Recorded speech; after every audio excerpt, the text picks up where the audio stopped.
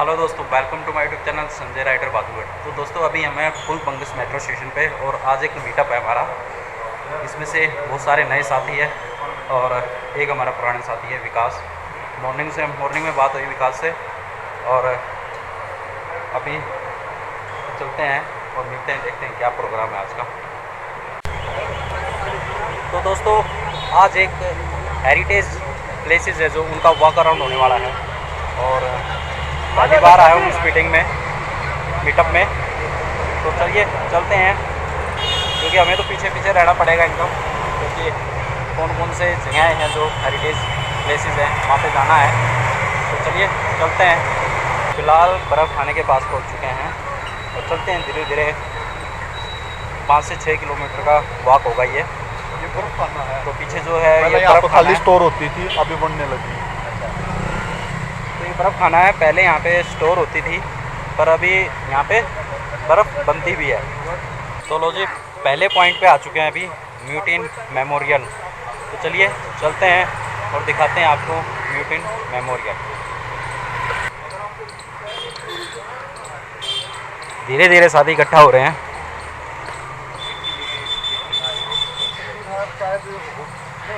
जब हम बात करते हैं 1857 की, इसको हम दिल्ली के गदर के नाम से भी जानते हैं। और जैसा कि हम सब जानते हैं कि 1857 की क्रांति को, जो कि भारत का प्रथम स्वतंत्रता संग्राम कहना चाहिए सही मायने में, उसको जो है वो सैनिक विद्रोह के नाम पे मढ़ दिया गया, जो कि एक तरह से सही नहीं है। जैसा कि हम जो इतिहास पढ़ते हैं, जो इतिहास को ठीक प्रकार से जानते हैं, वो इसमें ये देखेंगे कि जहाँ पर सैनिकों की शहादत की संख्या 100 होती थी, वहाँ पर साधारण नागरिकों की शहादत की संख्या दसियों हज़ार में पहुँच जाती थी। एक छोटे से उदाहरण के तौर पर मैं आपको बताना चाहूँगा कि जो झांसी में जो लड़ाई हुई थी, उसमें आप देखेंगे तो वहाँ पे जो अंग्रेज़ शहीद सैनिक थे, उनकी संख्या 20 से 40 थी एक लड़ाई, कौच की लड़ाई में। और वहीं पर साधारण नागरिकों की, जिसमें से मुख्यतः किसान थे, उनकी जो शहादत की संख्या थी वो तकरीबन 10,000 के आसपास थी। तो एक बहुत बड़ा अंतर था, जिसमें कि सिपाहियों की शहादत की बात करते हैं, लेकिन उससे ज़्यादा आम नागरिक और किसानों की शहादत हुई थी। जहाँ पर हम खड़े हैं, ये जगह म्यूटिनी मेमोरियल के नाम से जानी जाती है। और हमें भी तो मौका देते हैं, हम तो बहुत देर से वेट कर रहे हैं। म्यूटिनी मेमोरियल पे जहाँ पर हम खड़े हैं, ये इमारत बनने से पहले यहाँ पर क्या हुआ था उसके बारे में हमें एक बार ज़रूर जान लेना चाहिए। जब दिल्ली का गदर हुआ, तो दिल्ली के गदर में आप सब लोग जानते हैं कि उसमें बहादुर शाह जफ़र यहाँ पर बादशाह हुआ करते थे। मुग़लों के अंतिम बादशाह बहादुर शाह जफ़र थे, जिन्होंने एक तरह से कहा जाए कि सरेंडर ही कर दिया था अंग्रेज़ों के उस पर। तो अंग्रेज़ों ने दिल्ली पे कब्जा कर लिया था। लेकिन दिल्ली पे जब कब्जा कर लिया था, तो जो हमारे क्रांतिकारी थे, जो कि जाट और सिख रेजिमेंट थे, जो हमारे पंजाब से आए थे, उन्होंने दोबारा से हमला करके दिल्ली के ऊपर कब्जा कर लिया था, और जिसे हम दिल्ली गदर के नाम से जानते हैं। उस समय जो अंग्रेज़ों के साथ भिड़ंत हुई थी, जो अंग्रेजी फ़ौज के साथ भारतीय फ़ौज की जो भिड़ंत हुई थी, आज जहाँ पर खड़े हैं, ये वो जगह थी जहाँ पर इतनी ही ऊंचाई तक लाशों के ढेर लग गए थे। सबसे ज़्यादा मारकाट जो हुई थी दिल्ली के अंदर, जो फ़ौज की आपस में हुई थी, वो यहीं पर हुई थी। ये वो इलाका है जहाँ पर दिल्ली के रीच के अंदर, जो कि 1857 की क्रांति का सबसे बड़ा गवाह है।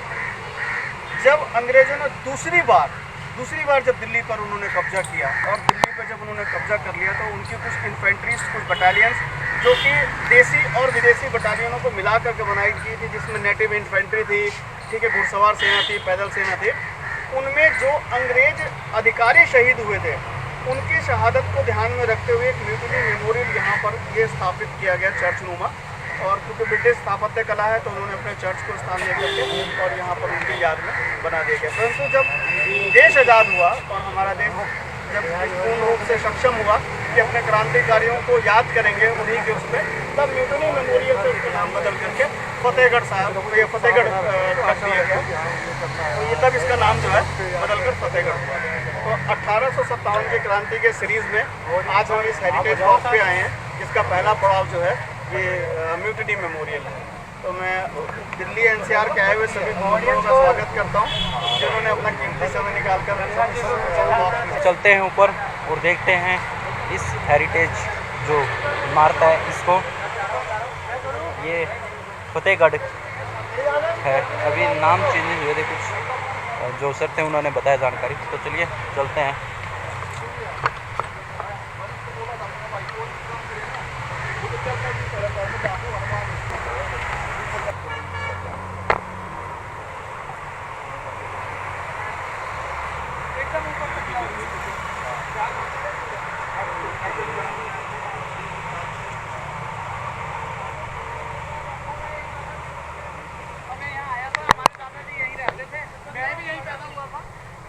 जो इमारत का स्ट्रक्चर है वो एक चर्चनुमा स्ट्रक्चर है, जो कि आप मेरे पीछे देख रहे हो।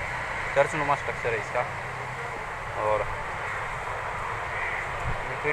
मेमोरियल बोलते हैं इसको।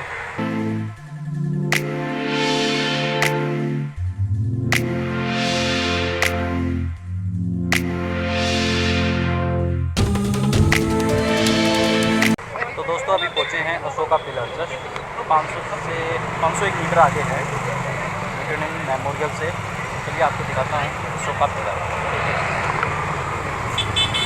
तो दोस्तों ये पिलर जो देख रहे हो आप, अशोका पिलर देख रहे हो आप।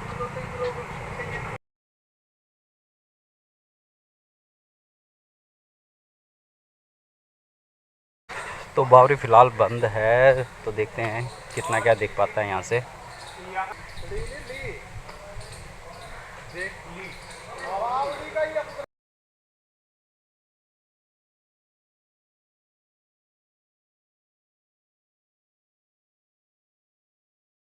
तो दोस्तों अभी पहुँच चुके हैं पीर गायब। यहाँ पे एक पीर बाबा रहते थे जो कि अचानक से गायब हो गए थे। पता नहीं वो कहाँ गए, क्या गए, कैसे गए, इसीलिए इस जगह का नाम पीर गायब पड़ा है। और अभी ये इमारत थोड़ी जर्जर हालत में है। अभी इमारत की हल्की फुल्की रिपेयरिंग कर रखी है। जो भी पत्थर बचे हुए हैं इनको रोका गया है। और जो दिल्ली बावरी है उसके बिल्कुल पास में ही है। ऊपर भी चढ़ने का रास्ता है सीढ़ियों से। तो ये छोटे से बच्चे मिले हमें, ये बता रहे हैं कि आगे मेन गेट से भी रास्ता है। तो चलिए उस मेन गेट से चलते हैं। तो चलिए। नहीं मैंने नहीं जूते खोलने, ध्यान से भाई, थोड़ा अंधेरा होता है।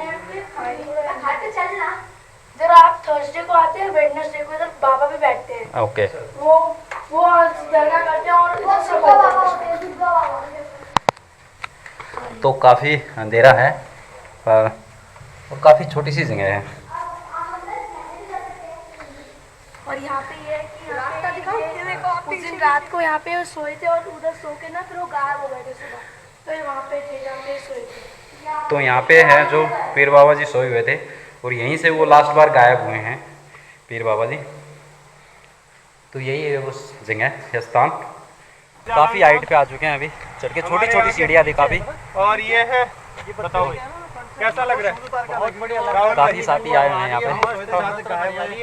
जहाँ उनकी वो दरगाह है और चादर वादर बिछी हुई है, बढ़िया। कहाँ पे? तो लो जी, ये हाइट है। बिल्कुल आराम आराम से उतरना पड़ेगा। बारिश के दिनों में तो चढ़ ही नहीं सकते, धीरे धीरे करके उतरने हैं।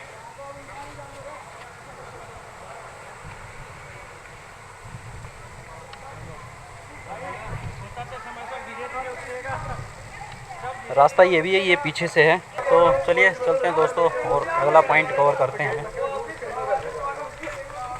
तो इन बच्चों ने काफ़ी चीज़ें दिखाई अंदर, यही ले गए आसान रास्ते से बिल्कुल। और बिल्कुल ये जो पीर गाह है बिल्कुल ऊपर तक ले गए, टॉप पॉइंट तक।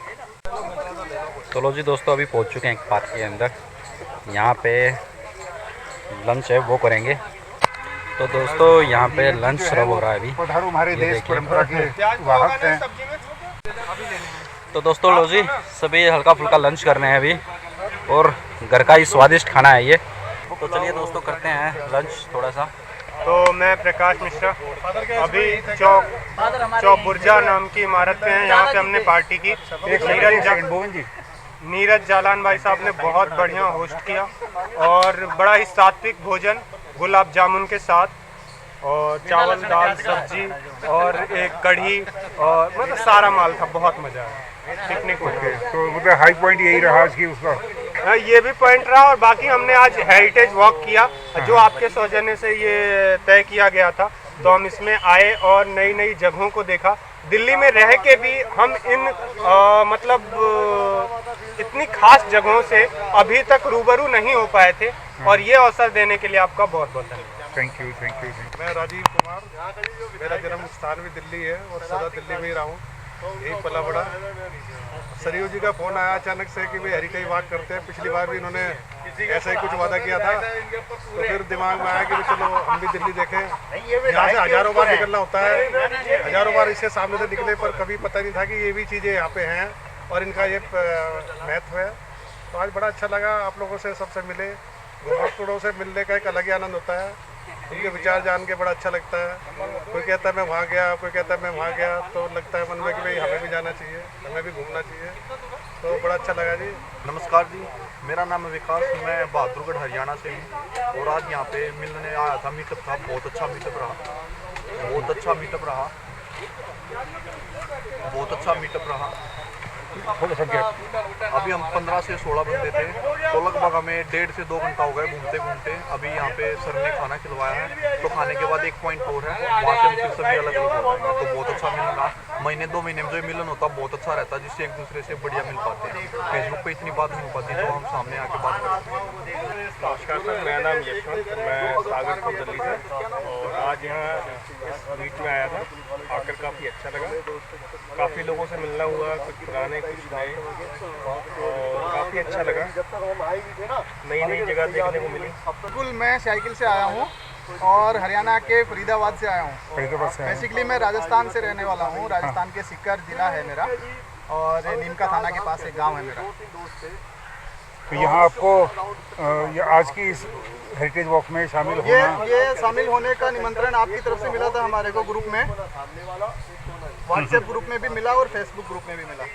तो वहाँ से इस जो मीट थी आज, जो दिल्ली की जो हेरिटेज वॉक जो आना आपका सफल रहा। हाँ। ये जो अभी आज तक जो कुछ देखा वो पहले देखा हुआ नहीं था दिल्ली के अंदर, और ऐसी मीट आयोजन करते रहे। थैंक यू, धन्यवाद आप सब लोगों का। बहुत अच्छा लगा यहाँ पर आके, और आप लोगों से देर चलने के बाद जंगल का ही रास्ता उसी पार्क से, और अभी पहुँचे हैं खूनी झील। खूनी झील वाला रास्ता लिया अभी, तो दिखा देता हूँ मैं आपको। साइन बोर्ड लगा हुआ है। हाँ, और ये 2 भाई बैठे हुए हैं, 2 भाई बैठे हैं खूनी झील के। तो चलिए चलते हैं खूनी झील के पास। 70 मीटर का डिस्टेंस है यहाँ से।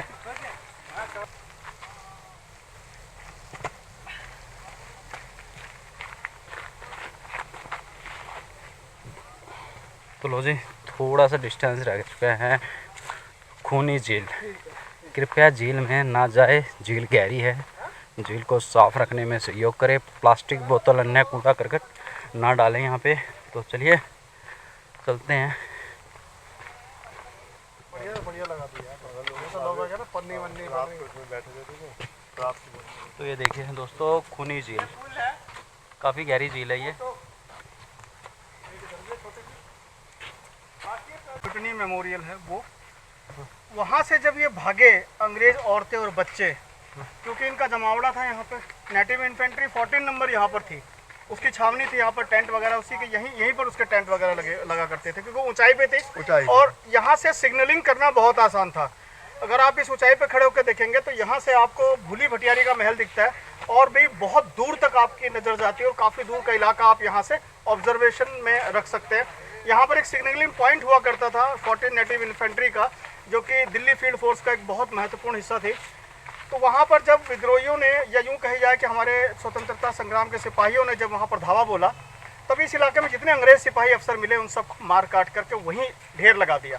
और जब वहाँ से ये भागे तो उसका एक जत्था, जिसमें करीबन 25 से 30-40 औरतें और बच्चे थे, वो जब इस इलाके से यहाँ गुजर रही थी, तो इसी खूनी झील के उस तरफ या इस तरफ, मुझे एग्जैक्ट पता नहीं कहाँ पर उनसे इनकी मुठभेड़ हुई, और जब उन्होंने मार करके उनको इसी झील के अंदर फेंक दिया था, उनकी लाशों से जो खून बहा था उससे झील का पानी जो है लगभग लाल जैसा दिखा था, तो इसको खूनी झील का नाम, तभी से इसको खूनी झील का नाम पड़ गया था।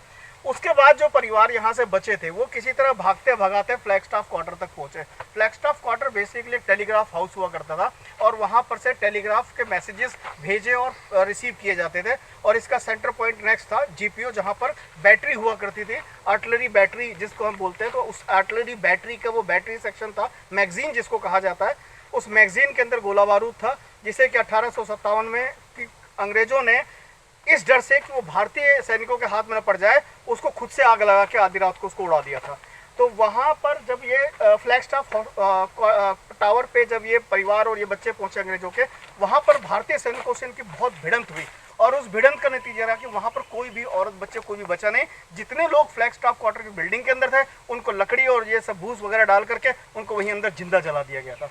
तो आप फ्लैगस्टाफ क्वार्टर पे जब आप जाएंगे, वहाँ पर महसूस कीजिएगा अगर कर सकते हैं, तो किस तरीके से हमारे भारतीय सिपाहियों ने अपनी ही स्वतंत्रता को बचाने के लिए जो संघर्ष किया, जो बलिदान दिया, उसकी एक अंदर से आपको एक फीलिंग आई। इस जब इलाके में आप चल रहे होंगे, यही वो टाइम था। अगर आप टाइम घड़ी आप अपने थोड़ा सा स्मरण शक्ति में जाएं, तो पत्थरों पे लिखी हुई डेट को याद कीजिए, वो मई से सितंबर तक की डेट थी। इसी गर्मी, इसी उमस में हमारे भारतीय सिपाही अंग्रेजों से लोहा ले रहे थे और मरने वालों की संख्या गिन नहीं सकते थे, क्योंकि अंग्रेज हमेशा मार के गिनते थे, वो गिन के नहीं मारते थे कभी भी। जब मार देते थे सैकड़ों की संख्या में, हजारों लाशें वहां गिरती थी, उसके बाद गिने जाते थे कितने हजार हमने मार दिए। सोचिए वो सिपाही नहीं थे, वो भारतीय जो नागरिक थे, वो समान नागरिक, किसान, मजदूर, घर में काम करने वाले, बढ़ई, लोहार, ये सब लोग थे जिन्होंने अपने अपने औजारों को हथियार बना के लड़ा था। ये कोई प्रशिक्षित सेना नहीं थे, बस इनको लड़ना था। जिस भी भाव में, जिस उसमें अवस्था में थे, व्यवस्था में थे, वही अपने हथियार लेकर कूद पड़े थे संग्राम में। तो मैं अपने शहीदों को नमन करता हूँ और उन सिपाहियों की आत्मा की शांति के लिए भगवान से प्रार्थना करता हूँ। तो दोस्तों अगला पॉइंट है फ्लैग स्टॉप। तो चलिए चलते हैं। और जो इस जगह का नाता है 1857 की क्रांति से है।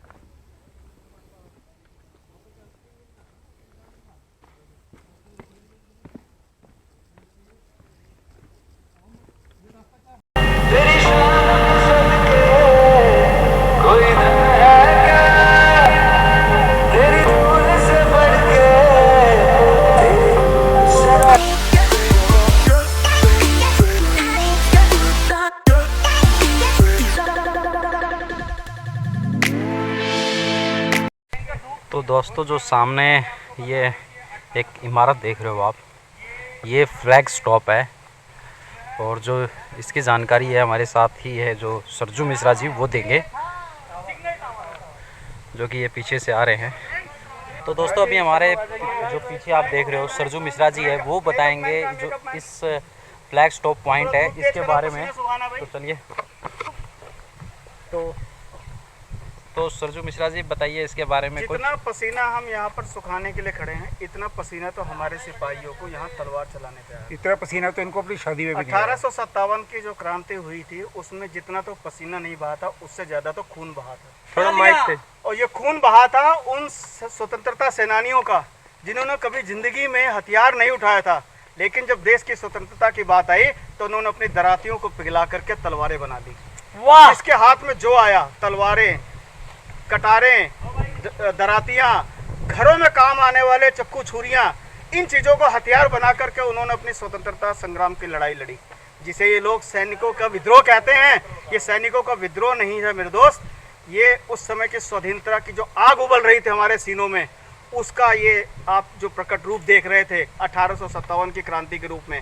असली चेहरा क्रांति का ये था, जिसके अंदर ना तो कोई धर्म शामिल था, ना कोई जाति शामिल थी, ना कोई अमीर था, ना कोई गरीब था। शामिल था तो सिर्फ हर एक भारतवासी भारतीय के नाम से था, जिसको सिर्फ अपने स्वतंत्रता संग्राम के लिए लड़ना था। अंग्रेज हर कदम पे अमानवीयता का उदाहरण दे रहे थे और हम भारतीय हर कदम पर उनके सामने चट्टान की तरह उनके हर एक गोली के लिए अपने एक सीना सामने रख रहे थे। जितनी गोलियां उनके पास थी, उससे कहीं ज़्यादा हमारे पास बलिदान होने के लिए सीना थे।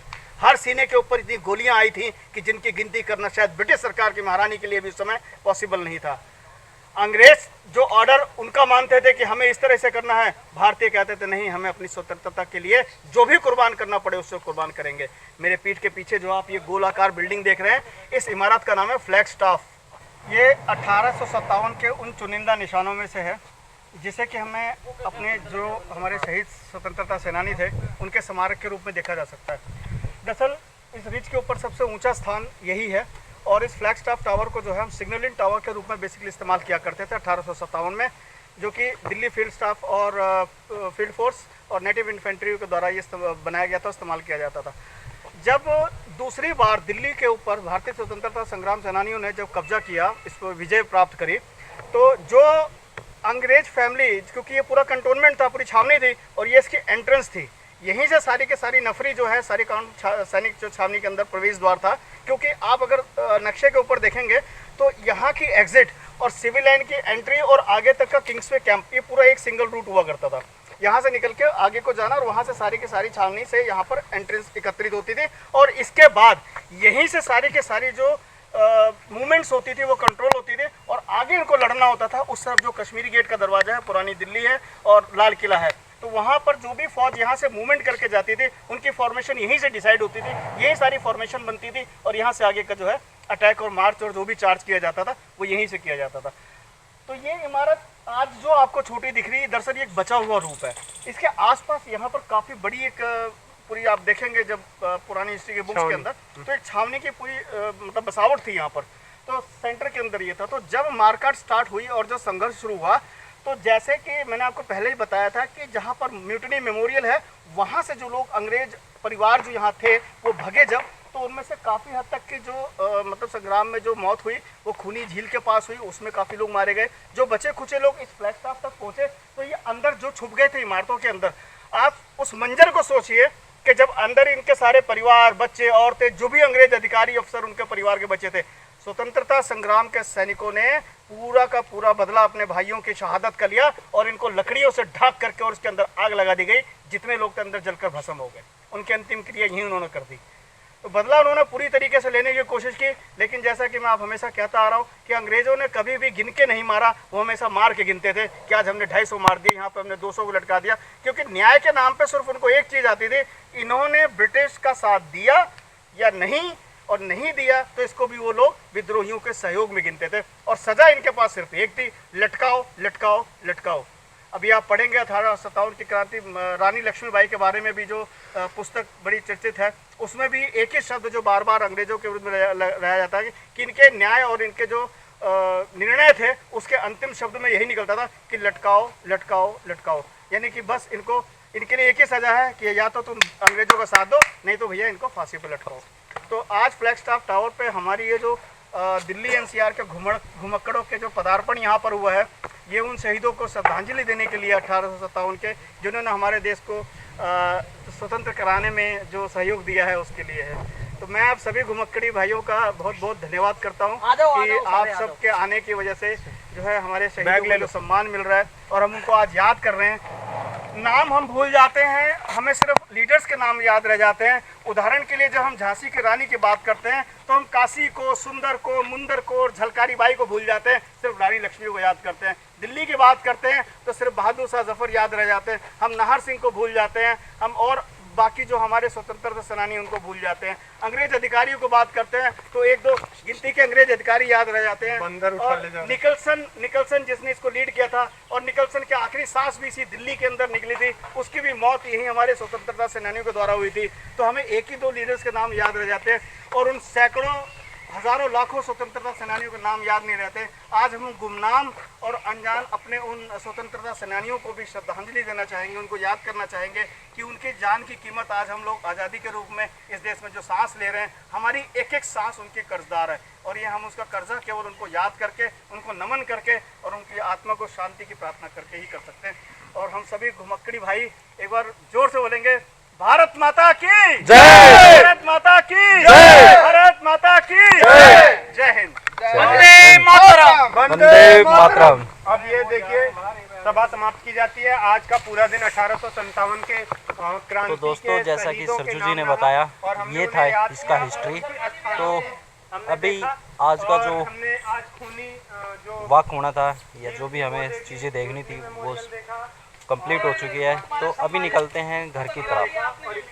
तो चलिए दोस्तों, अगर दोस्तों आप चैनल पे नए हैं तो चैनल को लाइक एंड सब्सक्राइब कर ले, घंटी के बेल आइकन को दबाना ना भूलें ताकि अपडेट वीडियो आप तक आती रहे। तो दोस्तों, आज का मीटअप जो कंप्लीट हो चुका है, अभी जा रहे हैं या तो डीकैथलॉन जाएंगे, कुछ विकास भाई को लेना है पैंट या कुछ भी, या फिर बहादुरगढ़ डायरेक्ट। तो आज काफ़ी अच्छा दिन रहा।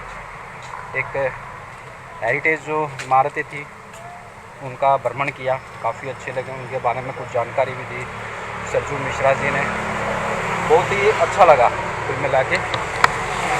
विकास भाई से सुबह उनकी स्टोरी देखी और फिर कॉल किया और मैं भी चलता हूँ। 15-20 मिनट में रेडी हो गए, बहादुरगढ़ मेट्रो स्टेशन पे पहुँच गए और वहाँ से फुलबंगस मेट्रो स्टेशन पे उतरे।